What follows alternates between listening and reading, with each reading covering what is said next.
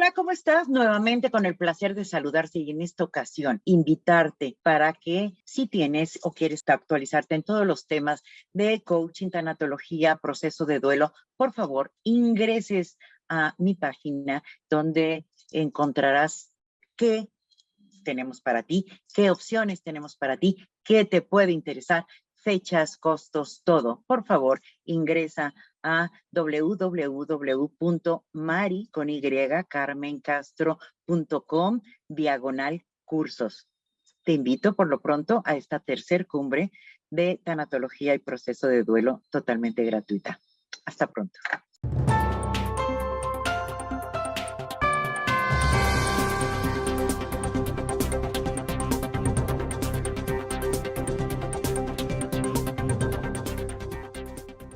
Buena tarde a todos, días, noches, no sé desde dónde nos estés escuchando, desde dónde estés en contacto con nosotros, pero quiero mega agradecer la presencia de Paulo Daniel Acero. Él tiene un mega currículum, él es de Colombia. Él nos va a acompañar el día de hoy con la conferencia, con la conversación, con el conversatorio, como dicen mucho en el sur de América, sobre lo que es la otra cara de la tragedia, es empezar a ver desde otro lugar aquello que nos sucede, aquellas pérdidas que no nos agradan, que no nos gustan, pero que nos hacen ser lo que estamos siendo en este momento de vida. Muchísimas gracias, Pablo, gracias por donar esta hora de tu tiempo, de tu valioso tiempo para que las personas que estén interesadas en el tema puedan documentarse. Y bueno, él es psicólogo de la Universidad Nacional de Colombia, es especialista en resolución de conflictos en la Universidad Javeriana, es máster en integración de personas con discapacidad de la Universidad de Salamanca, formado en trauma y resiliencia, tanatólogo certificado por ISTEPA Puerto Rico, director ejecutivo de tribunales, conferencista internacional, autor y coautor de más de 11 libros sobre duelo, resiliencia y estrés traumático, miembro de la Red Mundial de Suicidología, entre muchas otras cosas que tiene Paulo. Paulo, mil gracias por acompañarme, mil gracias por haber aceptado esta invitación que va a ser de mucha riqueza para todas las personas que nos estén escuchando. Bienvenido. Muchas gracias por tu generosidad, Mari Carmen. Un abrazo cálido desde nuestra Colombia y gracias a ti por generar este espacio que con toda certeza, y ese es el interés, ese es el ánimo, le va a ser de utilidad a todas las personas que se conecten con nosotros en cualquier momento y hora del día. Así es, y cualquier día del año, así va a ser. Muy bien, Paulo, ¿te gusta más Paulo o Daniel? ¿Cómo te gusta? Los dos está bien. Perfecto. Sí. Entonces, Paulo, me interesó muchísimo el título cuando te pedí tu ayuda para trabajar, para acompañarme en este proceso. El título me llamó muchísimo la atención, digo que sería lo óptimo, en la otra cara de la tragedia. O sea, podríamos decir que cuando una persona está en un proceso de duelo, está viviendo una pérdida, nos cuesta trabajo mirar esta otra cara. ¿Cuál ha sido tu experiencia y qué nos podrías decir, Paulo? Sí, tal vez una de las cosas que podríamos señalar es que todos los que acompañamos pérdidas y duelos, tenemos claro que las pérdidas y las tragedias, las adversidades, no tienen una sola cara. Pero cuando uno está viviendo la experiencia, en ese momento solo ve una cara. Es por eso que es tan importante que cuando estemos viviendo un momento duro, difícil, crítico de nuestra vida, nos dejemos acompañar de una persona idónea. Porque en ese momento, en el momento crítico, nosotros no estamos viendo el panorama completo, solo vemos una fracción. Los psicólogos lo llamamos visión de túnel. Cuando uno está en visión de túnel, uno siente que la vida ya no tiene sentido, que mis proyectos ya jamás se van a lograr, que todo lo que yo anhelaba se destruyó y se fue al piso, que ya uno no es querible ni querido, y todos esos pensamientos uno se empieza a rumiar, y el problema de irlo rumiando es que uno, sin darse cuenta, va quedando en un hueco y se va colocando en una posición de víctima. Entonces, la importancia de vencer esa tendencia a encerrarnos de los primeros momentos de la pérdida y poco a poco irnos abriendo a otras personas, que las hay en todos lados afortunadamente, personas humanas, genuinas, personas con un corazón y un alma abierta al apoyo. Esas son las que necesitamos en los momentos críticos, porque ellas nos van a acompañar a transitar ese camino que nos va a ayudar a ver cosas que antes no veíamos. Así es. Y estas personas que nos van a ayudar o acompañar en este camino que no vemos, ¿qué formación o qué características requieren desde tu particular punto de vista, Paulo? Sí, pues en primer lugar, obviamente, yo tengo que hablar de la formación.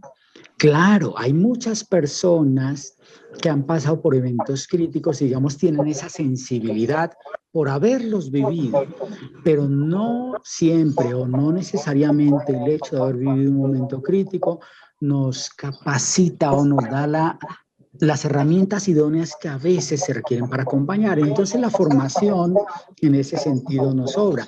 La formación como psicólogo, como tanatólogo, como acompañante, como terapeuta acompañante. La gran cualidad, lo decía Jung, al acompañar a una persona que está pasándola mal, es que haya al lado de un alma otra alma con la que se pueda contactar. Y alma en la,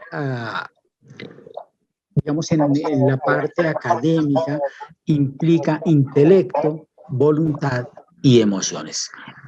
Necesitamos una persona que nos acompañe desde el intelecto, desde la voluntad y de las emociones. No solo desde el intelecto.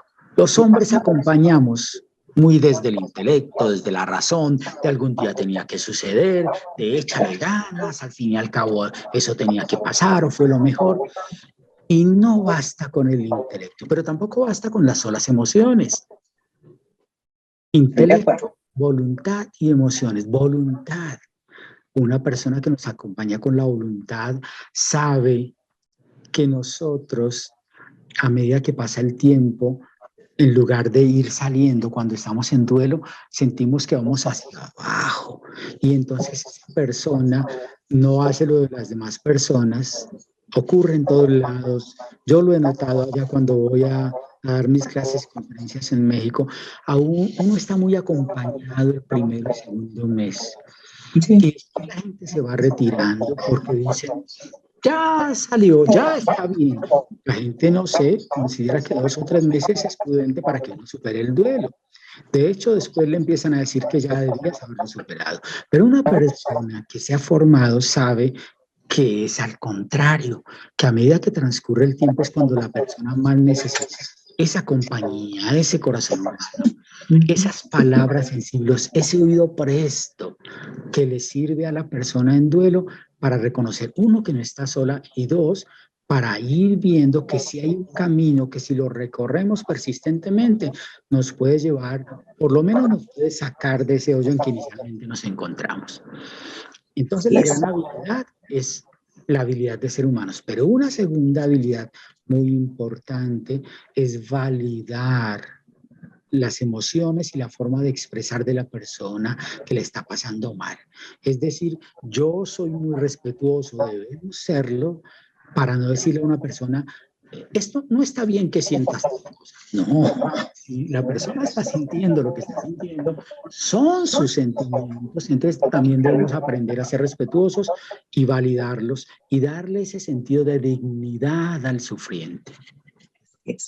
Bueno, bueno, hay como muchos temas que me vienen a la mente y que me encantaría conversar contigo. Y uno de ellos es justamente validar la emocionalidad, acompañar en y desde la voluntad, desde tu voluntad como persona que acompañas, como a la voluntad del otro, como persona que está elaborando un proceso de duelo y sabiendo que es una de las facultades específicamente humanas, que únicamente poseemos los seres humanos, y desde esto, bueno, toda la dignidad que esto implica.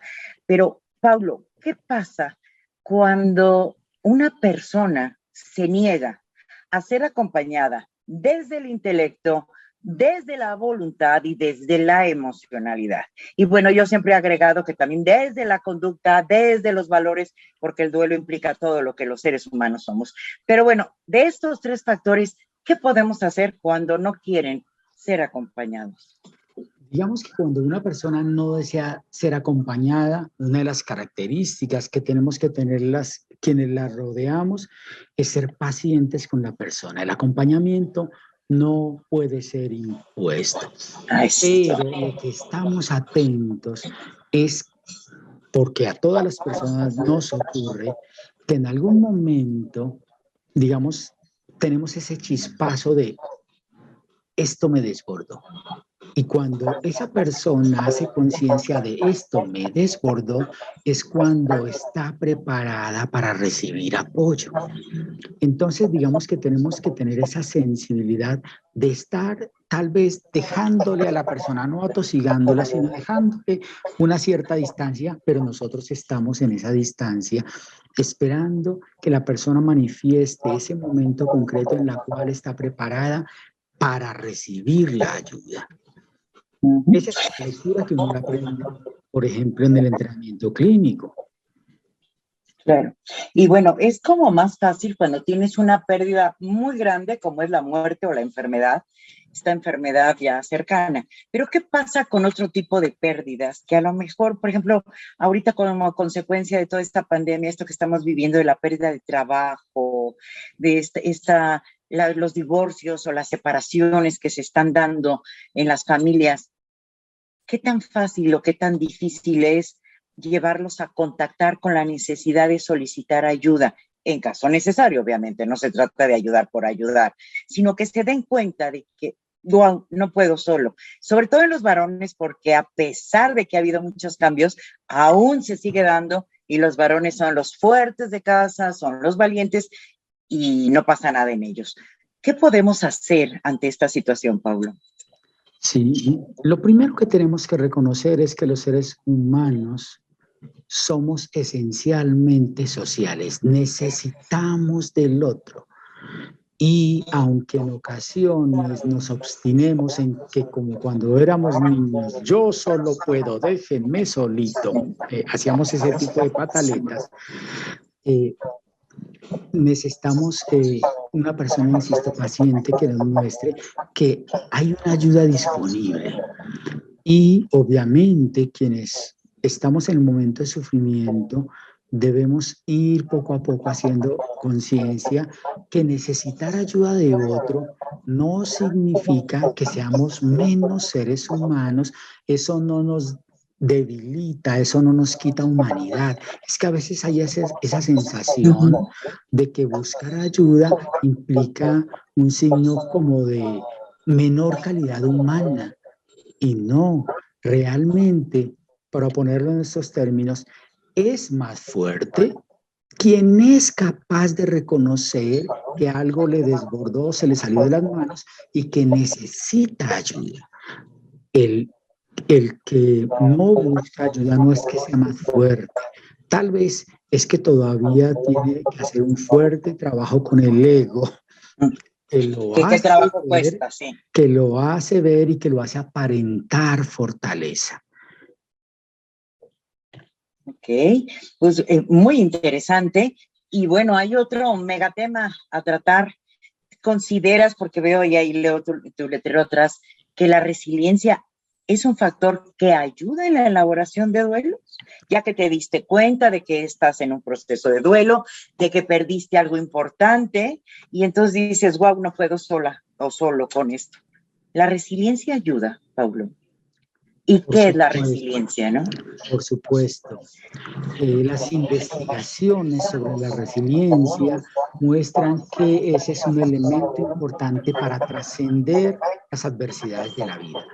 ¿Qué es la resiliencia? A mí me encanta que me hagan esa pregunta porque me encanta contar la historia de la resiliencia, porque parece que fuera un término cercano o en muchos de nuestros países se hizo famoso el término ahora con la pandemia. Sí, Pero claro. sucede que la resiliencia es un fenómeno que va a cumplir algo más de 100 años de haberse detectado.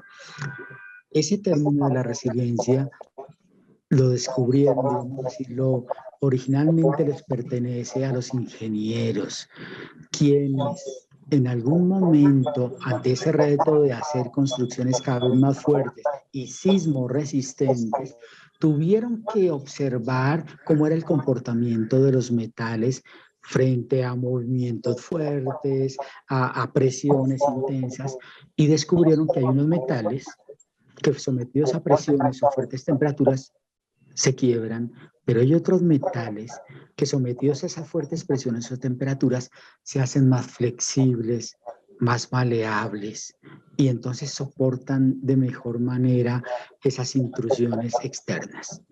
Y entonces fueron ellos quienes descubrieron esos mecanismos de resiliencia que hay en ciertos metales, pero posteriormente la medicina, particularmente los médicos dedicados a la ortopedia, descubrieron una cosa que es fascinante, y es que cuando un hueso se fractura por completo, si ese hueso recibe la adecuada curación, ocurre un fenómeno impresionante, y es que ese hueso, por donde ocurrió la curación adecuada, queda más fuerte que el resto de hueso.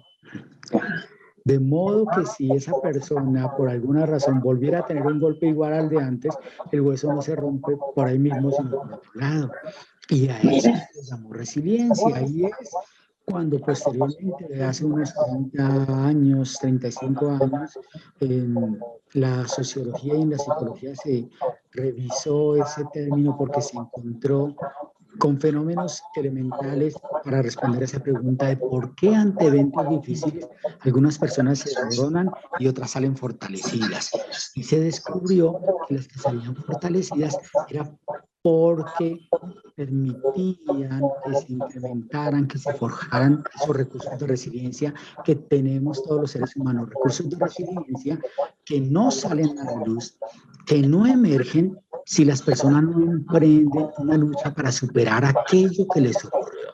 Porque es en esa lucha en que esos elementos, esos recursos de resiliencia se van fortaleciendo y van siendo como flotadores que nos ayudan a ir emergiendo para no sucumbir en el mar de la tragedia. De hecho, el título está muy relacionado con esto. Tú podrías decir que la resiliencia es como una clave para ver el otro lado de la tragedia. Por supuesto, porque en la resiliencia yo me descubro que soy más fuerte que lo que me ha ocurrido y que soy más fuerte que aquellas cosas difíciles. Me acabo de acordar en ese instante de un título de Tim Gennard, que es uno de los maestros de la resiliencia en el mundo, y el título de su libro es Más fuerte que el odio. Él se dio cuenta, habiéndolo pasado muy mal, habiéndolo pasado, significa, la historia de Tim Gennard es que a él lo abandonaron a los 5 años, le pegaban unas mondas horribles sus padres, quienes lo debían proteger. Y entonces él paró por allá en un lugar de acogida a los 9 años, y en ese lugar de acogida, quienes aparentemente debían cuidar de él, lo abusaron, lo violaron, etc. Y entonces en algún momento dijo, aquí yo tengo un horizonte negro. Probablemente el horizonte era la adicción, las drogas, el volverse una persona violenta, el volverse y también cumplir el ciclo siendo una persona maltratadora. Y él en algún momento tomó la elección y dijo, no, yo puedo ser más fuerte que el odio, porque si me quedo con el odio, replico eso que odio, que fue lo que a mí me ocurrió. Y entonces el más fuerte que el odio, él relata cómo fue fuerte para perdonar, se requiere mucha fortaleza, fue fuerte para perdonarse y fue fuerte para no dar a los demás o seguir esa cadena de odios y resentimientos que llevaba a la venganza. De modo que uno puede decir que en efecto la resiliencia le permite a uno ir avisorando que las tragedias tienen más de un rostro, que hay un rostro destructivo, pero que hay un rostro que nos permite emanar humanidad. Y una característica de la humanidad es sobreponernos a todas las tragedias de la vida. Interesante, te escucho y bueno, se me agolpan muchas preguntas, pero una de ellas es, hay muchos escritos, de esto está Boris Cyrulnik y todos estos grandes de la resiliencia, donde sus estudios, la mayoría de ellos, son con niños, ¿no? Yo cuando escribí el libro de resiliencia tanatológica, pues me metí a investigar, ¿no? A investigar y ver, y mucho de niños, y bueno, y los adultos, ¿qué vamos a hacer para trabajar la resiliencia? Porque si nacemos con una dosis de resiliencia, pero ¿cómo la mantenemos, Pablo? ¿Qué nos podrías compartir? ¿Cómo mantenemos, cómo alimentamos esa resiliencia? Porque habrá eventos donde sin haber hecho nada, de repente te sale por ahí la resiliencia, pero hay otros que dices, ¿por qué aquí no? ¿Por qué aquí me derrumbo? ¿Qué hago para salir del fango, no? A resurgir de ahí. ¿Qué podríamos hacer, Y Pablo? lo que sucede y el aparente obstáculo que hay con quienes son adultos es que ya tenemos unos antecedentes equivocados de cómo tratar, por ejemplo, con nuestras emociones. Insisto, a nosotros desde pequeños en nuestra Latinoamérica, no solo en Colombia, no solo en México, se nos enseñó a no hablar de nuestras emociones, sobre todo aquellas que llaman negativas, sino a ocultarlas, a no expresarlas, porque era peligroso expresarlas, porque en Colombia hay un dicho, creo que en mucha parte de Latinoamérica, que es que al caído caerle. Entonces, si yo mostraba mi fragilidad, seguramente se iban a aprovechar de esa fragilidad para dañarme más. Y entonces nosotros aprendimos o crecimos desconectándonos, evadiendo nuestras emociones. Y sucede que una de las cosas que tenemos que aprender los adultos es que al contrario de eludir, de alejarnos, de anestesiar las emociones, lo que tenemos es que acogerlas, entender lo que ellas nos quieren mostrar y atendiendo a eso que ya nos quieren mostrar, aprender a gestionarlas adecuadamente. Y gestionarlas implica aprender a expresarlas adecuadamente, porque uno puede expresar sus emociones constructiva o destructivamente. Y entonces ese es el trabajo fuerte que toca hacer con los adultos, porque nosotros, digamos, vivimos o crecimos en una época en la cual ese contacto con las emociones, voy a permitirme decirlo como en la mayoría de nuestros países de Latinoamérica, era cosa de niñas. Sí, y claro. No, las investigaciones señalan que las emociones no tienen género, son humanas. Y entonces, como humanas, debemos acogerlas, reconocerlas y expresarlas, forjarlas como parte de la esencia de nuestra vida. Es ese contacto con nuestras emociones que nos va a permitir salvarnos e ir promulgando, promoviendo, estimulando esos recursos de resiliencia. Excelente, y además necesario en la vida. Y coincides en esta parte de que la resiliencia hay que mantenerla, hay que regarla, alimentarla continuamente, no es algo que se te dé y ya la tengas como una capacidad, como una característica o como una competencia. No, de hecho, las investigaciones muestran, y en eso tenemos que trabajar mucho, que hay personas que pueden mostrar unos recursos de resiliencia eficientes, por ejemplo, frente a la muerte de un ser querido. Pero esos recursos de resiliencia no son tan eficientes, por ejemplo, a la hora de una separación. Así es. Y entonces no es que se pueda extrapolar una experiencia a la otra, sino que cada experiencia adversa, digamos como que exige de nosotros unos estímulos diferenciales que son los que permiten que vayamos haciendo ese ejercicio de resiliencia apropiado a cada una de las adversidades que vivimos.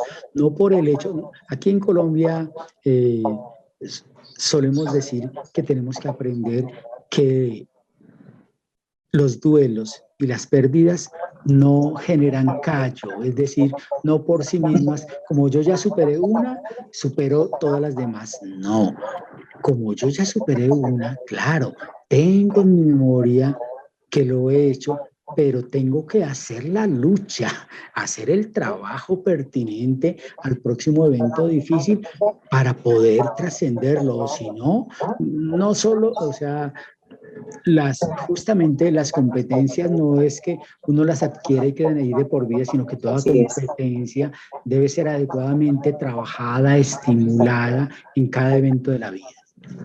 Okay. Y bueno, te escucho y reitero, me parece todo tan interesante. Y mi pregunta ahora sería, ¿qué tendría que hacer? Ya mencionaste esta parte de acoger toda la emocionalidad que se me presente ante una pérdida, que me enseñe o me fortalezca para enfrentarla. ¿Qué otras características existen, Pablo, para poder ser resiliente? Aparte de aceptar tu emocionalidad, ¿qué más tengo que hacer? Y estas serían como trabajos del proceso de duelo, porque cuando escuchamos a las personas hablar de duelo, creen que es algo que es como una etapa evolutiva de vida, que te sientas, te cruzas de brazos y las etapas pasan como si no fuera. Y esto, en algún momento nos quedamos atrapados con Elizabeth Kubler-Ross, ¿no? Y no vimos, digo que muy válido todo lo que nos dijo y lo que nos aportó, pero no nos hemos involucrado de manera activa en el proceso de duelo. Nos hemos quedado como esperando, pues a ver qué pasa. Dicen que el tiempo todo lo cura, entonces hay personas que se cruzan de brazos, ¿no? Escuché también a otro autor que dice, el tiempo todo lo cura, pero también da locura, ¿no? Y es interesante si no haces algo. ¿Qué otras recomendaciones nos darías para poder trabajar desde el otro lado de la tragedia con la resiliencia? Bueno, lo que tú estás diciendo es supremamente importante porque todos debemos entenderlo y estamos de acuerdo.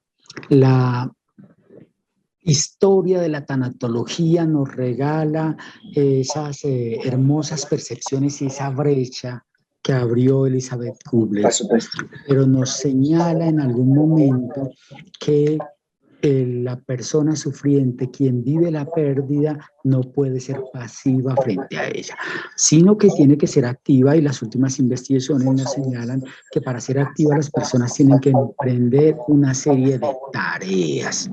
Y esas tareas, básicamente, yo las he colocado en un modelo que se llama crisálida, que es esa metáfora del gusano transformándose en mariposa. Y esas tareas implican por lo menos 5 cosas. En primer lugar, claro, acercarnos, acoger, vivir las emociones para transformarlas. En segundo lugar, y la segunda tarea clave, es establecer en nosotros una opción, una actitud de afrontamiento, afrontar, poner la frente, ver al dolor de frente, reconocer que ese dolor es mío, pasó algo que yo no puedo cambiar, pero como decía Víctor Frankl, frente a aquello que no puedo cambiar, yo entiendo que debo cambiar yo. En tercer lugar, es importante poder ubicarnos o aprender a hacer ese ejercicio de ubicarnos en nuevos espacios sin lo que perdimos. Yo siempre insisto que no debe ser una opción de una persona en duelo trazarse el objetivo de cuando yo vuelva a ser el o la de antes, porque nunca será así.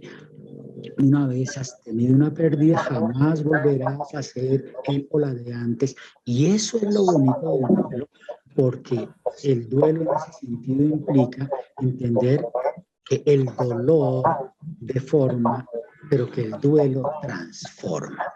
Y me transforma cuando yo aprendo a ubicarme en nuevos espacios sin aquello que para mí en algún momento era lo que le daba sentido a mi vida. La cuarta tarea nos lleva a entender que todos los sucesos en la vida tienen lecciones que nosotros somos responsables de extraer. Lecciones aprendidas. Tenemos que aprender a levantar inventarios de aprendizaje de cada experiencia que tengamos. Y ese es un trabajo activo. Y la quinta tarea implica que aprendamos a orientar nuestras emociones en aprendizajes, en proyectos en homenaje a nosotros. ¿Qué sería Nosotros trascendencia? ¿Entiendo bien? somos correcto. Nosotros somos los que estamos aquí y estamos retados a trascender lo que nos pasó. Y trascender es esa palabra hermosa que dice que tenemos que ir más allá. Si los seres humanos nos quedamos en lo que nos pasó, nos convertimos en víctima. Pero si los seres humanos trascendemos lo que nos pasó, nos convertimos en transformadores de sentido, transformadores de nuestro proyecto de vida.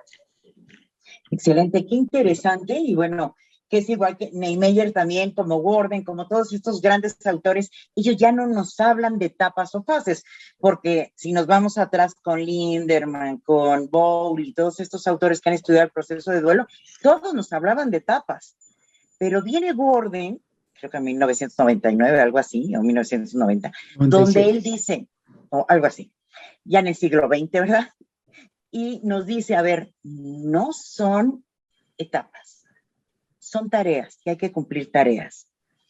Y bueno, ahorita, bueno, tenemos como contemporáneo aquí a Niemeyer, que también nos habla de las tareas y que me resuena mucho con estas tareas que tú mencionas, Pablo, y que me parecen de manera práctica y también llevan a que la persona no se cruce de brazos a esperar a que pase el tiempo, sino que le invita a actuar, le invita a trabajar con su persona, lo que dará como resultado la trascendencia. De lo contrario, creo que no trascendemos, y esto de esta metáfora de la crisálida es como muy, muy representativa de todo lo que es el proceso de duelo. ¿Hay alguna otra recomendación que tú tengas, Paulo, para poder vivir estos duelos? Y no solo por muerte, como mencionaba, cualquier tipo de duelo, ¿no? Sí, claro que sí.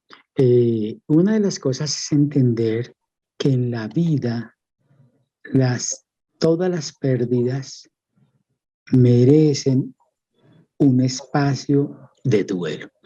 No hay pérdida pequeña. Las pequeñas pérdidas, dice en las investigaciones, tienen la función de prepararnos para las grandes pérdidas. Entonces, una de las cosas valiosas que tenemos que aprender es que de ninguna pérdida salimos pasando la página. No, si tú pasas la página, te perdiste la lección que había en esa página. Esa página de nuestra vida, que es la página de las pérdidas, debemos leerla muy claramente, debemos profundizarla. Y entonces, al extractar la lección que hay en cada una de esas páginas van sirviendo, voy a decirlo así, como coach para irnos entrenando para las próximas pérdidas. Entonces, no desdeñemos, por decirlo así, ninguna pérdida, más bien prestemos la atención a cada pérdida, aseguremos que estamos haciendo el adecuado proceso de duelo de cada una de esas pérdidas, porque eso es lo que va instigando nuestro crecimiento. Te escucho y me surge una pregunta, Pablo. Entonces, ¿podemos decir que mientras más pérdidas, más duelos elaboro, más preparado estoy para lo siguiente? Claro que sí, pero si los elaboro, ese es el asunto. Uno podría decir, acordándonos del Evangelio en San Pablo, que él decía, yo soy experimentado en dolores. Muy bien que seas experimentado en dolores, es decir, que hayas tenido una vida dura, pero si a cada dolor no le extraes la enseñanza, no lo trasciendes. Entonces, no basta con que seas una persona que ha vivido mucho sufrimiento, sino que a cada sufrimiento, insisto, tú lo des ese espacio de aprendizaje que es el espacio de duelo para crecer, y de modo que si lo haces bien, en efecto, las próximas pérdidas no es que no te van a doler, no es que no te van a hacer mella, sino que de alguna manera tú mismo te vas a concebir una cosa bonita que me encanta, así la dice Niemeyer, es que las pérdidas nos permiten poner en discusión el mundo de los supuestos. Yo pensaba que yo era bueno y entonces como era bueno, a los buenos no nos pasan cosas malas. Yo pensaba que el mundo era bondadoso. Yo pensaba que solo se morían las personas adultas y llenas de enfermedades, y no. Cuando uno es capaz de poner en discusión todos esos supuestos, de verdad uno va afianzando que la vida es efímera, pero que la vida es valiosa y por eso hay que aprovecharla en cada momento de la vida. Y eso es construcción de resiliencia. Así es, y de hecho es llegar a la madurez. Y esto no quiere decir que tengas muchos años, Si tú logras capitalizar todas esas pérdidas, podrás ser un observador diferente del mundo y de la vida, ¿no? A que si tú tienes pérdidas y las pasas como en blanco. Y aquí me viene otra pregunta. ¿Es posible que una persona se quede atrapada en el duelo y que diga, a mí no me pasó nada, yo estoy muy bien? ¿Es posible que esto ocurra, Pablo? Claro que sí. Las investigaciones nos señalan, de hecho, que hay varios tipos de duelo, que el más frecuente, afortunadamente, es el duelo que llamamos normal o adaptativo. Pero las investigaciones dicen que hay por lo menos entre un 15 y un 20% de dolientes que no cursan su duelo adaptativo normalmente y entonces se meten, por ejemplo, en duelos congelados, que son los que hacen aquellas personas que dicen yo voy a hacer cuenta como que esto no ocurrió, yo voy a mirar para otro lado, yo voy a ser tremendamente positivista. Sí. Y optimista, y no es así. Pero también hay otros tipos de duelo. Hay el duelo complejo, el duelo prolongado, el duelo suspendido, el duelo ambiguo, los duelos múltiples desautorizados que vimos en esta pandemia. Y Así es. entonces cada uno de esos duelos nos enseña como que hay diferentes formas de enfrentarnos a las pérdidas. Tenemos que cada uno reconocer nuestra forma de enfrentar las pérdidas para hacer cada vez más duelos sanos. Okay. Sí, duelos sanos, funcionales o adaptativos, como tú bien dices. ¿Qué tendría que estar o a qué tendría que prestar yo atención para no caer en uno de estos duelos desadaptativos o disfuncionales? Bueno, es que tú afortunadamente acabas de decir la palabra clave. ¿Qué me dice a mí que estoy haciendo mal un duelo? Cuando mi vida tras la pérdida no está siendo funcional. Cuando las cosas cotidianas de la vida no las puedo llevar a cabo, cuando no tengo cuidado de mí mismo, de mi salud, cuando tengo dificultades para hacer las labores de la vida cotidiana. A eso tenemos que prestar atención. Cuando los sucesos interrumpen el bienestar de mi vida y de mi entorno familiar, ahí hay una alarma encendida a la que tenemos que prestar atención. Y sería esa alarma, de nuevo, la que tendría que llevarnos a que acudamos a buscar ayuda, que de nuevo está bien hacerlo. Okay, excelente. Bien, y como tú bien dices, tocas esta parte de consecuencias de la pandemia. El otro día di una conferencia donde hablaba justamente del duelo prolongado, ¿no? Que parece que está siendo una característica, desafortunadamente en muchos países como México y no sé, Colombia, lo desconozco, pero no se hacen investigaciones, pero en Estados Unidos ya hay investigaciones como consecuencia de lo que estamos viendo en la pandemia y las estadísticas son alarmantes, Paulo, ¿no? Nos dice, por ejemplo, la cantidad de personas que ha fallecido en el mundo, que son, bueno, cada quien sabe en su país y sumando todas las del mundo, se dice que de una persona fallecida, 9 mínimo están impactadas, ¿no? Entonces, estamos elaborando un duelo mundial, un duelo social, ¿no? ¿Qué puedo hacer, o sea, para, esto que mencionas es interesante, para no caer en un duelo complicado? Sin embargo, en una situación específica, en esta situación no común, como fue una pandemia, se está viendo que se está dando con mucha frecuencia. Que de hecho Neymeyer también hizo un estudio, ¿no? Y tiene un escrito al respecto. En la universidad en Estados Unidos, me parece que es en Indiana, también han hecho varios estudios, donde justamente hablan de que se están manifestando síntomas de duelos prolongados. Aquí yo me pregunto, yo, Mari Carmen, he dicho que no existen duelos, que existen dolientes viviendo duelos, porque cada quien lo va a vivir de manera diferente. Durante mucho tiempo también manejé un espacio de tiempo. Ahora que sé que no es así, que cada persona es un ser único, irrepetible, ¿cuándo puedo decir que una persona está en un duelo prolongado? Si no hay un tiempo clave para decir, está en un duelo prolongado. Antes hablábamos de 2 años, 1, 2 años. Y ahora, con esta pandemia, ¿cuál sería el parámetro, Pablo? Sí, nuevamente hay que acudir a ese concepto. Y cuando el DSM-5 se atreve ya recientemente a incluir en su manual estadístico el trastorno de duelo prolongado, el criterio valioso que da es la afectación de la funcionalidad en la vida cotidiana. Entonces, digamos, lo interesante es que no lo pone en términos de tiempo. Si han pasado más de tanto tiempo, no, porque puede ser que alguien esté haciendo un trastorno, un problema de duelo complicado, trastorno de duelo prolongado, si las cosas elementales de su vida cotidiana no puede responder a ellas funcionalmente. Por ejemplo, responder a un empleo, a unas actividades cotidianas que le permiten rebuscarse la vida, mantener unas relaciones sociales en un escenario tranquilo y constructivo, su autocuidado, las cosas básicas que tienen que ver con su cuidado de salud, con su alimentación, con su descanso y con su ciclo del sueño. Esos elementos hay que prestarles atención porque si están afectados, insisto, la alimentación, si está afectado el sueño, si la persona ya no funciona en las cosas más básicas de la vida, no tiene autocuidado, si no puede responder adecuadamente en su trabajo o en su estudio, probablemente sea necesario acudir a una ayuda profesional. Sí, porque una de las preguntas más comunes que a mí me hacen es ¿cuánto tiempo? Y es una de las grandes inquietudes. ¿Cuánto tiempo voy a estar en esto, inmerso en esto, no?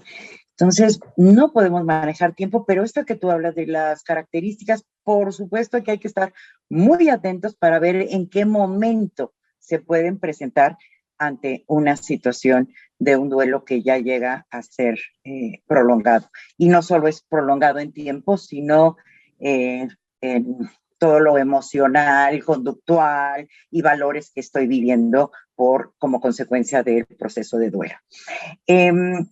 Pablo, me encanta charlar contigo porque lo haces desde la profesión, desde el profesionalismo, perdón. Me he topado con muchas personas que toman un cursito de tanatología y ya están acompañando a seres, a dolientes, y me parece esto de una gran falta de ética, muy poco compromiso con el doliente y con ellos mismos, y creen que están haciendo muy bien. El otro día me decía una chica, pero es que la gente le doy consejos y está como muy contenta conmigo. Y decía, wow, qué riesgo, ¿no? Qué fuerte y qué riesgo hacerlo. ¿Qué recomendaciones harías? ¿Qué cuidados crees que tenemos que hacer para poder trabajar o acompañar? Porque a mí me parece muy arriesgado trabajar, pero sí acompañar a los dolientes en estos procesos dolorosos.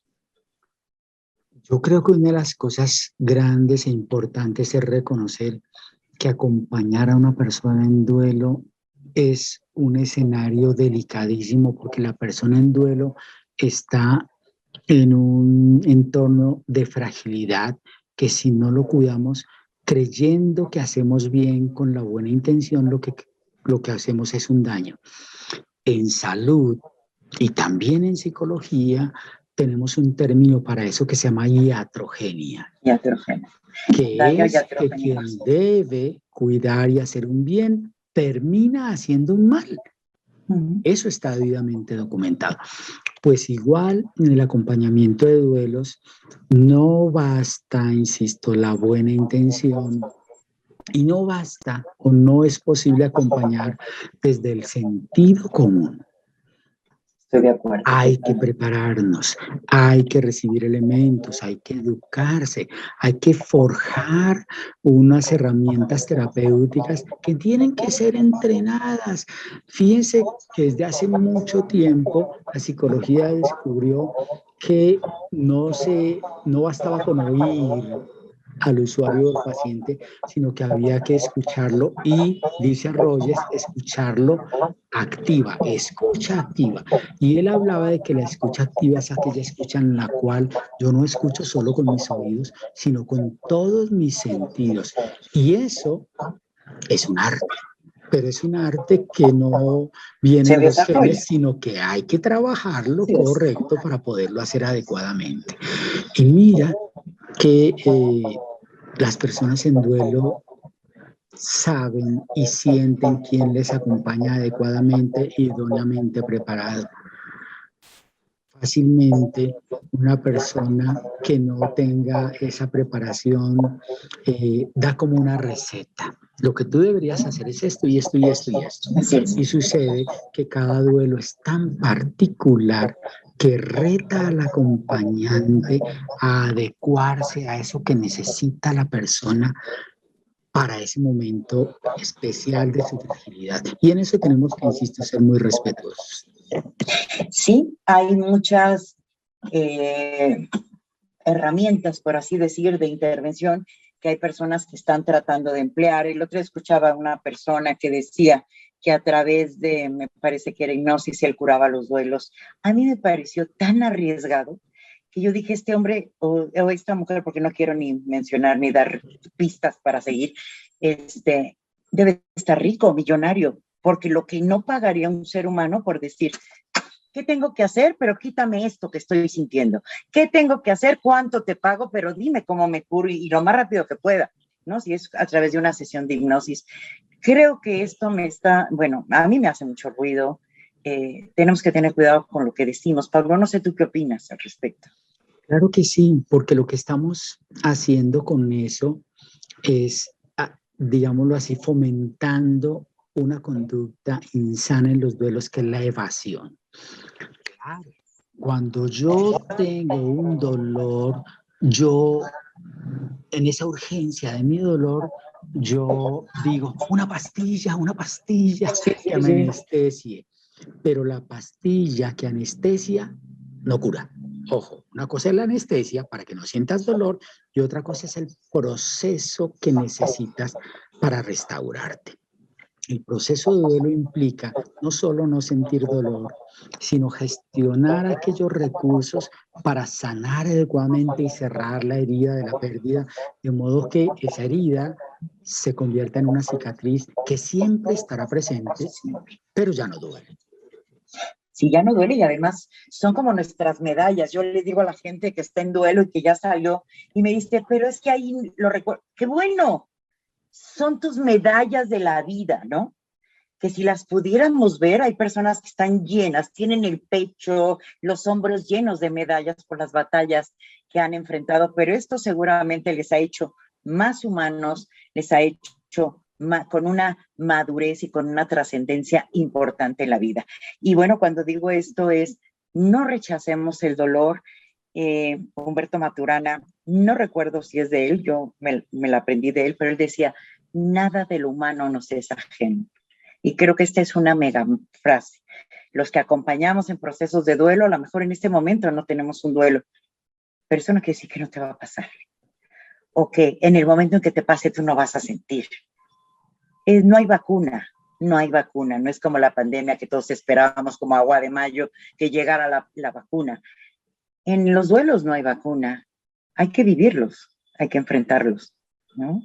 Y bueno, estas recomendaciones que nos das, estas tareas que nos mencionas, creo que son muy importantes. Y bueno, nos vamos acercando al final, pero a mí me encantaría que nos dieras unas últimas recomendaciones para vivir este proceso de duelo, Pablo, desde tu experiencia, desde tu expertise, ¿qué nos dirías?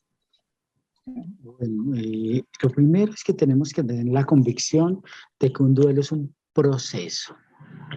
Tiene un inicio, tiene un fin. Así debe ser.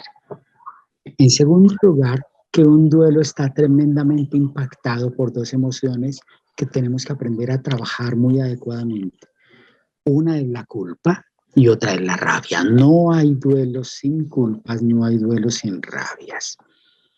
Pero entender que son emociones propias del proceso de duelo y que bien trabajadas, la culpa me enseña a mí a ser prudente y la rabia me enseña a ser valiente para afrontar adecuadamente eso que me parece que no voy a lograr. Eso es un elemento importante. Y entonces por eso ese elemento de entender que el duelo es un proceso. tiene un inicio y tiene un final, aunque siempre que estamos en duelo, yo digo, parece que no va a tener final. Y otro elemento muy importante es que los duelos debemos trabajarlos en cada una de las dimensiones del ser humano. Está muy bien la parte racional, está muy bien la parte emocional, pero también debe estar muy bien la parte biológica, la parte social y, ojo a esto, la parte espiritual. Es importante que cada uno de los duelos toquen cada una de las dimensiones humanas, porque cada una de esas dimensiones humanas son las que nos permiten, insisto, a nosotros ponernos por encima de lo que nos ocurre. Claro, y decir espiritualidad no necesariamente quiere decir religión, sino la espiritualidad va mucho más allá. La religión forma parte de la espiritualidad, pero no siempre es religión. Paulo, es un placer. Yo no tenía el gusto de conocerte, pero agradezco a quien me contactó contigo, porque es un placer charlar contigo desde esta parte profesional seria de lo que es el proceso de duelo, porque pues sí conozco muchos congresos, encuentros, etcétera, pero donde hay muchas cosas que no están siendo en qué se sustentan, no hay un sustento. Entonces agradezco mucho esta parte de que me permites pues conversar contigo y conversar desde esta parte profesional. Y bueno, Paulo, nada más me encantaría que nos dijeras dónde te pueden encontrar las personas que quieran contactarte. ¿En qué parte? Estoy viendo un teléfono allá atrás, pero si lo quieres repetir, por favor, por si alguien no lo ve bien, será maravilloso. Sí, cómo no. Tenemos en Facebook 2 páginas, una que se llama Experiencia Crisálida y otra que es una asociación de dolientes muy bonita. Y te quiero contar las estadísticas de esa página. Tenemos en este momento más o menos 55,000 personas y las estadísticas dicen que casi el 55% son mexicanos. ¡Wow! Dilo tú. Entonces pueden entrar a esa página en Facebook de Duelo y Crecimiento Postraumático y a nosotros pueden contactarnos en el WhatsApp más 57, que es el indicativo de Colombia, más 57 300 474 0111. 300 474 0111 con el indicativo más 57 y siempre con cariño, con la disposición de servir, de ser útil, que a eso fuimos llamados. Muy bien. ¿Y tienes alguna página de internet? Sí, la página de internet es lo que te decía, Experiencia Crisálida.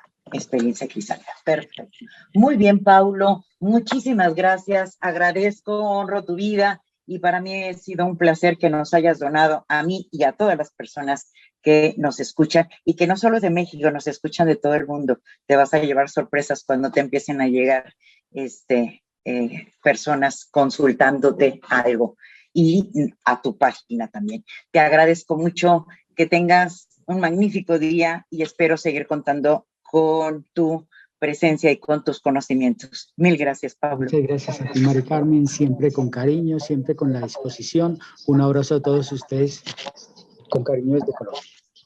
Muchísimas gracias. Un abrazo y hasta pronto. Hasta pronto.